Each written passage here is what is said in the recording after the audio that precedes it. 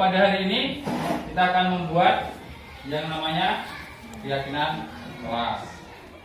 Kemarin kita sudah pernah membuat kesepakatan kelas. Nah, hari ini kita akan membahas kelompok 4. Nah, apa tujuan keyakinan kelas ini? Ada yang tahu? Jadi keyakinan kelas itu akan kita buat, akan kita jalankan bersama, akan kita sepakati bersama supaya pembelajaran kita ke depan itu menjadi lebih baik. Nah, sebelum kamu berdiskusi kelompok, Bapak kasih pandangan. Ya, apa itu contohnya? Taat kepada guru. Bapak tulis saja di sini ya. Oke, dari kelompok 4. Taat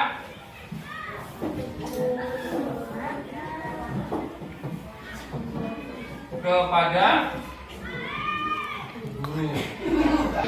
Ada lagi kelompok yang lain sini? Atau kelompok sini? Ya, apa? Apa? Melaksanakan tugas dari guru. Kelompok 3 ya. Tegak gerak. Pancasila. Pancasila. Satu. Satu. Ketuhanan yang Maha Esa. Ketuhanan yang Maha Esa. Dua. Dua.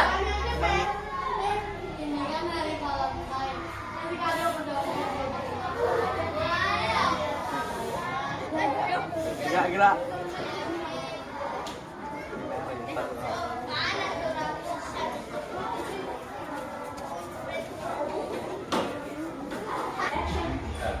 Assalamualaikum warahmatullahi wabarakatuh. Waalaikumsalam warahmatullahi wabarakatuh. Selamat pagi. Selamat pagi.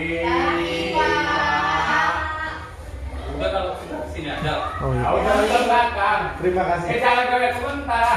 Kita di nggak apa-apa. Oh, boleh. Baik.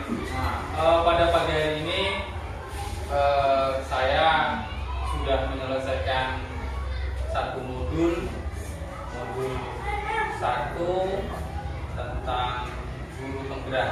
Jadi salah satu tugas guru penggerak setelah selesai satu modul menyampaikan kepada rekan-rekan yang ada di sekolahnya untuk mengetahui tentang keyakinan kelas menjadi budaya positif. Jadi pada pagi hari ini kita sama-sama mengetahui atau melihat apa secara garis besar apa yang sudah saya pelajari selama mengikuti pelatihan guru penggerak. Dan berdasarkan Stephen Covey itu mengatakan bahwa bila kita ingin berbuat kemajuan perlahan, sedikit-sedikit ubah sikap atau perilaku Anda. Namun bila kita ingin memperbaiki cara utama kita, maka kita perlu mengubah kerangka acuan kita. Ubahlah bagaimana Anda melihat dunia, bagaimana Anda berpikir tentang manusia. Ubahlah paradigma Anda, skema pemahaman dan penjelasan aspek-aspek tertentu tentang realita. Next. Ini contohnya. Ini stimulus respon. Kita beranggapan bahwa kita itu sama. Tapi ternyata teorinya itu tidak. Ternyata kebutuhan kita itu berbeda-beda. Nah, itu yang belum kita selama ini mungkin perlu kita sadari. Kemudian semua orang melihat hal yang sama. Ternyata menurut teorinya tidak. Setiap orang memiliki gambaran yang berbeda-beda. Berikutnya, perilaku buruk dilihat sebagai suatu kesalahan. Membuat orang agar berpandangan sama dengan kita. Kan selalu itu. Kalau kita punya apa, kita berharap orang itu sama dengan apa yang kita pikirkan. Menurut kita baik, gitu kan? Harus ikut. Ternyata menurut teori, kita berusaha memahami pandangan orang lain tentang dunia. Tentu manusia punya pandangan dan pemikiran yang berbeda. Perilaku buruk dilihat sebagai suatu kesalahan. Menurut teori, semua perilaku memiliki tujuan. Jadi, kadang kita menjudge atau menghakimi seseorang itu berlaku seperti itu, kita langsung mencap perlakuan itu buruk. Padahal belum tentu kegiatan yang dia lakukan itu mempunyai tujuan apa. Orang lain bisa mengontrol saya. Itu kalau menurut stimulus responnya. Tapi menurut teori, orang lain tidak bisa. Yang bisa mengontrol kita adalah kita sendiri. Itu teori itu benar. Kita harus yakinkan diri kita. Orang lain itu bisa mengatur saya. Oh tidak bisa. Yang bisa mengatur saya adalah diri saya sendiri. Orang lain tidak kalah. Ya, ada tanya jawab ya. boleh Mbak, tapi nanti lah. Oh nanti. Kita kasih sesi tanya jawab. Oke. Nah, ini sampai kita mengeluarkan ilmu Mbak. Ini garis besar Tapi aja. ada anu Pak. Iya. Timbal-balik. Ya, nanti ada Mbak. Oke. Kan berprinsip Ya. orang itu ada yang menang, ada yang kalah. Tapi menurut teori tidak bisa. Harus menang. Nah, gitu. Oke, kita naik Pak. Nah, ini menurut ada 3 motivasi perilaku manusia. Ada 3 perilaku manusia. Menyatakan 3 motivasi perilaku manusia. Yang pertama, manusia itu berperilaku biasanya untuk menghindari ketidaknyamanan atau hukuman. Pasti akan berusaha seperti itu manusia. Yang kedua, orang berlaku untuk mendapatkan imbalan atau berhak dari orang lain. Kita berbuat sesuatu, pasti ada orang yang seperti itu. Saya mau rajin ke sekolah, mau jadi kepala sekolah, ya kan? Biar dapat nilai bagus, atau seperti itu. Kemudian untuk menjadi orang mereka inginkan dan menghargai diri sendiri dengan nilai-nilai yang mereka percaya. Jadi untuk surah pendapat, jadi murid dengan kita itu surah pendapat, mencatat semua masukan. Apa yang diinginkan oleh siswa itu apa? Catat. Kemudian susunlah keyakinan kelas pada pembentukan keyakinan kelas. Kan ada kita minta masukan anak. Contohnya, Pak, nggak boleh nggak boleh membuli, mengejek orang tua. Kan bahasa anak seperti itu. Nanti kalau itu disepakati, kita buat kalimatnya yang bagus. Nah, jadi menjadi kesepakatan kelas. Kemudian setelah dibuat dan kesepakatan kelas itu jangan terlalu banyak supaya mudah diingat.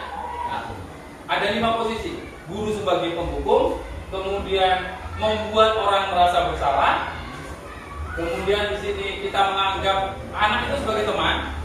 Kemudian kita sebagai pemantau. Yang kelima, kita sebagai manajer.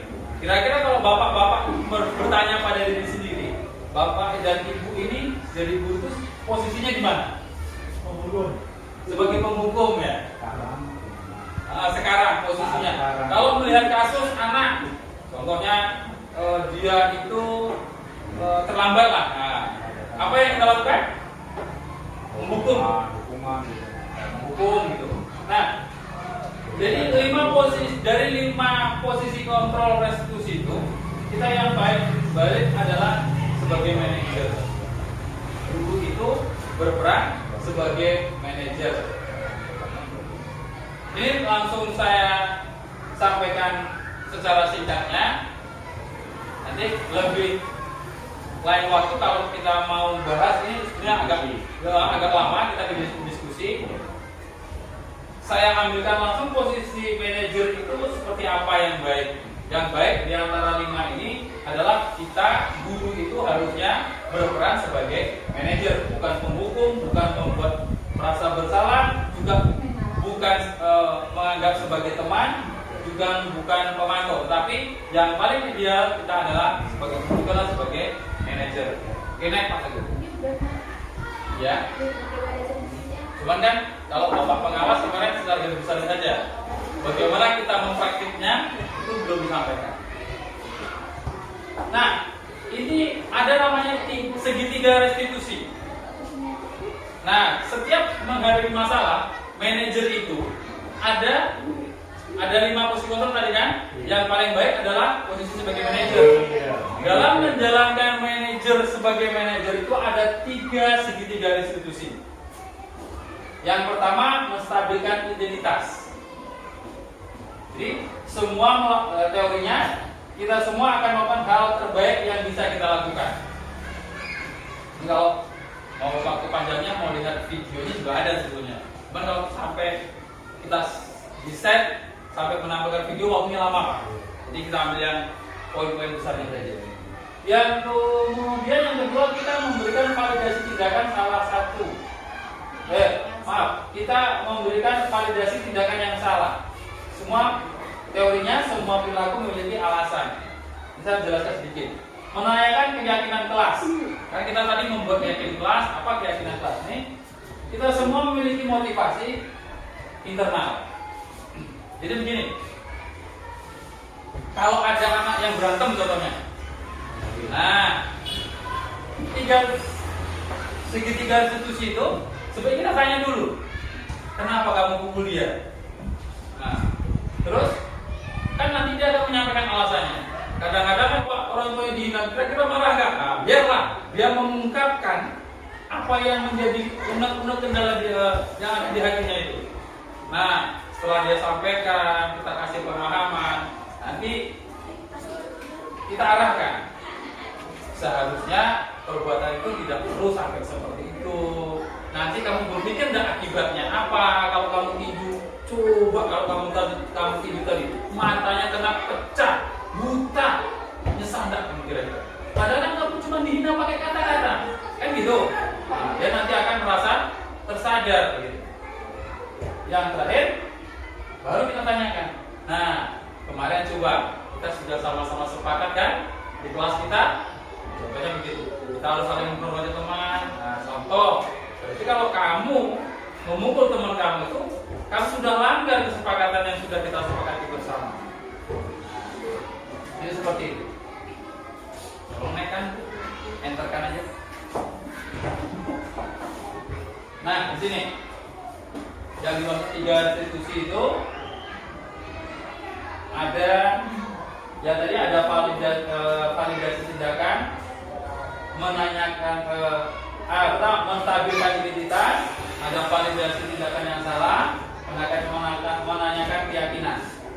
Jadi menstabilkan itu setiap orang pasti pernah melakukan kesalahan, pastilah, nggak ada manusia yang sempurna kan gitu. Kemudian kamu bukan satu-satunya yang pernah melakukan ini. Contohlah berantem, pasti banyak lah teman yang lain yang berantem kan gitu.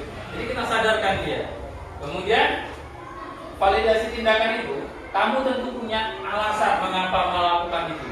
Jadi mungkin kita akan belajar kan kenapa dia tinju.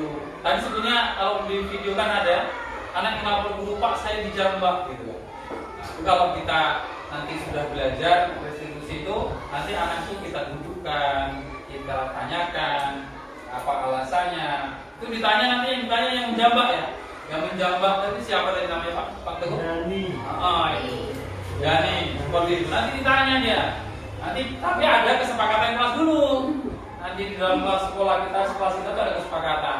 Nanti kalau ada kasus seperti itu, si Jani tadi kita dipanggil. Adakah cara lain yang lebih efektif untuk mendapatkan apa yang kamu butuhkan? Contoh, selain dia, contoh lah, itu udah ninju, besok lain kali, bisa nggak kamu selesaikan itu tanpa dia meninju teman kamu? Mungkin akan dia, ada apa caranya? Saya lakukan, bisa lakukan dulu. Kan berarti nanti akan mengurangi kekerasan yang terjadi. Kemudian menanyakan keyakinan kelas apa, karena sudah kita buat kesepakatannya. Kemudian kamu ingin menjadi orang seperti apa nanti? Kan kita tanyakan ya.